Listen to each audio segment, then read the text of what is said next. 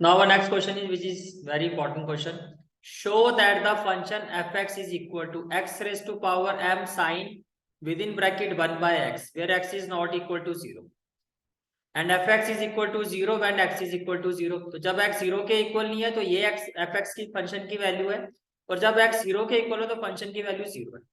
अब आपको ये कहा जा रहा है कि आप प्रूव करो कि ये जो फंक्शन है ये कंटिन्यूअस होगा बट डिफरेंशिएबल नहीं है। किस पॉइंट पर प्रूव करना है? x equal to 0।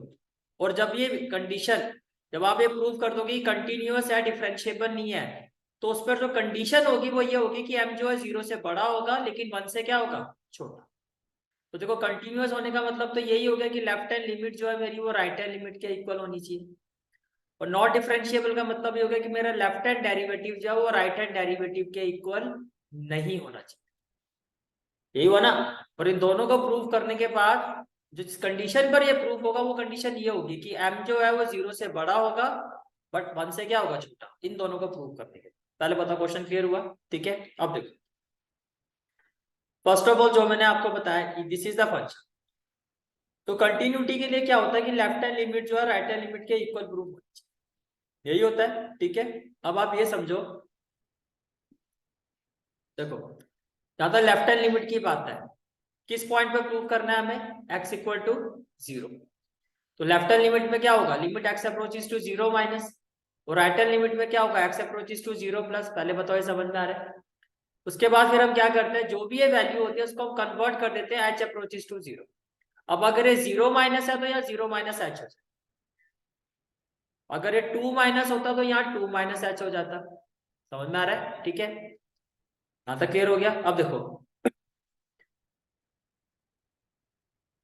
तो आपने कहा कि x जब 0 से छोटा है तो फंक्शन की वैल्यू जो है आपकी वो क्या है? देखो फंक्शन की जो वैल्यू है आपकी x raise to power m sine 1 by x। तो फंक्शन की जो वैल्यू है वो क्या है? x raise to power m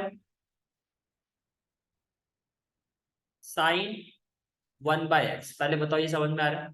ठीक है, अब देखो, अब जो x था आपका, x को आपने किससे रिप्लेस कर दिया भाई? 0 माइनस h का मतलब माइनस h ही तो हो गया। इसका मतलब जहां मेरा x है वहां पे माइनस h आएगा। तो मैं इसको लिखूंगा कैसे? Minus h raise to power m।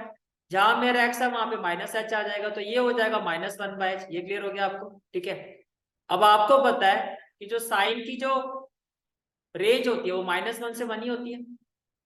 ये तो -1 और 1 के बीच में लाई करेगा।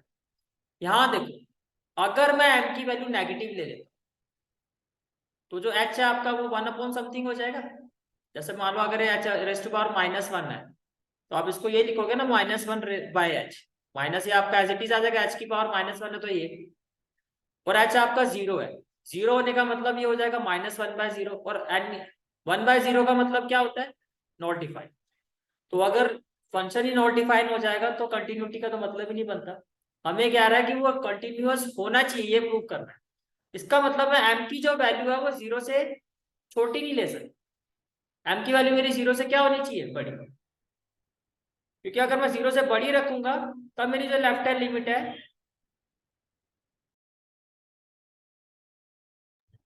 तो m की वैल्यू आपको 0 से बड़ी लेगी। m की वैल्यू जब 0 से बड़ी होगी तभी इसकी एक प्रॉपर वैल्यू आएगी। समझ में आ रहा है? ठीक है, m की वैल्यू देखो 0 से बड़ी, मान लो आपने यहाँ 1 ले लिया, अब h की जगह मैं 0 पुट करूंगा, 0 ही हो जाएगा। 0 इंटू एनीथिंग, तो लेफ्ट हैंड लिमिट मेरी 0 आ गई। इसमें कोई डाउट है तो बताओ। तो यहाँ पर लेफ्ट हैंड लिमिट की प्रॉपर वैल्यू कब आई? जब m की वैल्यू 0 से बड़ी थी। इतना क्लियर हो गया? ठीक है, आगे चलो, अब हम बात करते हैं राइट हैंड लिमिट की। तो राइट हैंड लिमिट में क्या हो जाएगा? लेफ्ट हैंड लिमिट में 0 माइनस था, यहाँ पे 0 प्लस हो जाएगा। तो 0 प्लस है तो यहाँ पर आप कहोगे limit h approaches to 0 f of 0 plus h। अब यहाँ देखो 0 प्लस h का मतलब हो गया f ऑफ h, राइट? तो x की जगह h रखो तो हो जाएगा h raise to power m, और साइन में हो जाएगा 1 बाय h। तो ये चीज समझ में आ रही है? सेम चीज यहाँ कि m की वैल्यू नेगेटिव नहीं ले सकते। m की वैल्यू नेगेटिव लोगे तो 1/0 नॉट डिफाइन हो जाएगा। इसका मतलब m की वैल्यू क्या रखनी होगी? 0 से बड़ी। जैसे आप 0 से बड़ी रखोगे तो राइट हैंड लिमिट भी आपका क्या आ गया? 0। इसका मतलब जब m 0 से बड़ा होगा तब मेरी left hand limit right hand limit के इक्वल कर रही है, दैट इज कंटिन्यूअस। तो कंटिन्यूटी प्रूफ होगी। और किस कंडीशन में प्रूव हुई है? कि m इज ग्रेटर देन 0। दूसरी चीज वो प्रूव करने के लिए कह रहा है कि डिफरेंशिएबल नहीं होना चाहिए।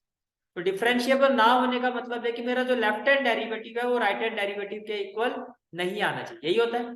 ठीक है, अगेन लेफ्ट हैंड डेरिवेटिव फिर वही limit x approaches to zero minus, क्योंकि पॉइंट जो है आपका वो एक्स इक्वल टू जीरो है, जीरो पर ही चेक करनी है आपको डिफरेंशिएबिलिटी। और फॉर्मूला क्या होता है, f x minus f of a x minus a आपका वो पॉइंट होता है जो यहाँ पर जीरो है। तो लेफ्ट हैंड डेरिवेटिव में क्या लिखोगे, f x minus f of zero x minus a, तो एक्स माइनस जीरो, ये क्लियर हो गया। ठीक है, अगेन इसको क्या लिखोगे, एच अप्रोचेस टू जीरो, और h approaches to zero, zero minus का मतलब अभी हमने देखा था क्या हो जाएगा, एफ ऑफ माइनस एच। और जब फंक्शन जीरो के इक्वल है, क्वेश्चन में गिवन है जब एक्स की वैल्यू जीरो के इक्वल है तो फंक्शन की वैल्यू जीरो है। देखो जब एक्स जीरो के इक्वल है मींस एफ ऑफ जीरो की जो वैल्यू है वो जीरो ही है, तो एफ ऑफ जीरो की जगह तो मैं डायरेक्टली जीरो लिख सकता हूँ। ये चीज समझ में आ रही है? ठीक है,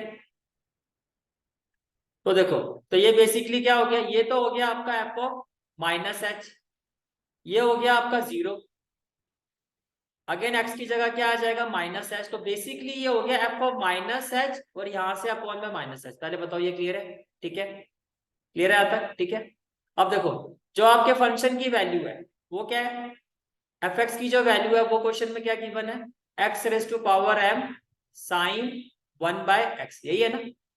ठीक है, तो माइनस एच का मतलब जहां एक्स है वो minus h raise to power है, जहां एक्स है उसकी जगह माइनस एच आ जाएगा। ये क्लियर हो गया?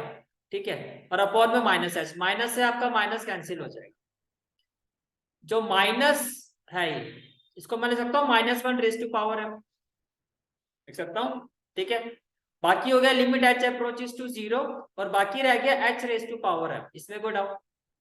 अब देखो h raise to power m और अपॉन में एन डिवाइड कर रहे हो, बेस सेम है तो पावर क्या होगी, माइनस, तो ये हो गया आपका h raise to power m minus one, ये क्लियर हो गया? ठीक है, पर ये हो गया साइन वन बाय, अब ये तो क्लियर है आपको माइनस वन टू वन है। अब अगर हमें ये प्रूव करना है कि ये डिफरेंशिएबल नहीं होना चाहिए, तो लेफ्ट हैंड डेरिवेटिव और राइट हैंड डेरिवेटिव किसी को भी आप नॉट डिफाइन प्रूव कर दो। जैसे मैं कंटिन्यूटी में कह रहा था वही सेम चीज यहाँ भी है, अगर दोनों में से कोई भी लेफ्ट हैंड डेरिवेटिव या राइट हैंड डेरिवेटिव आपका नॉट डिफाइन हो गया तो वो डिफरेंशिएबल हो ही नहीं सकता। अब नॉट डिफाइन होने के लिए ये मेरा नेगेटिव होना चाहिए, तब वन बाय एच होगा, जीरो पुट करते नॉट डिफाइन हो जाए। इसका मतलब ये जो मेरा m माइनस वन है, m माइनस वन ये जीरो से छोटा होना चाहिए, तभी तो नेगेटिव आएगा। m माइनस वन जीरो से छोटा होने का मतलब m की वैल्यू वन से कम होनी चाहिए, यस और अगर मैं m की वैल्यू वन से कम रखूं, जैसे कि मान लो जीरो रखता हूं, तो जीरो माइनस वन हो गया ना h raise to power minus, और फिर ये हो जाएगा वन बाय एच, एच की जगह जीरो पुट करोगे तो ये नॉट डिफाइन हो जाएगा। पहले बताओ समझ में आ रही है बात? ठीक है, तो जैसे ही हम लेस देन वन पुट करोगे ये आपका क्या हो जाएगा, एच नीचे आ जाएगा, फिर जब एच की जगह जीरो पुट करोगे लेफ्ट हैंड डेरिवेटिव क्या हो गया, नॉट डिफाइन। जैसे ही left hand derivative not define हो गया तो ये अपने आप ही क्या हो गया, नॉट डिफरेंशिएबल। बोलो भाई क्लियर हो गया? अब नॉट डिफरेंशिएबल हो गया इसका मतलब कंटिन्यूअस है बट नॉट डिफरेंशिएबल, लेकिन कब, कंटिन्यूटी के लिए कंडीशन क्या आती है कि m जीरो से बड़ा होना चाहिए, और नॉट डिफरेंशिएबल के लिए क्या है कि m की वैल्यू वन से छोटी होनी चाहिए।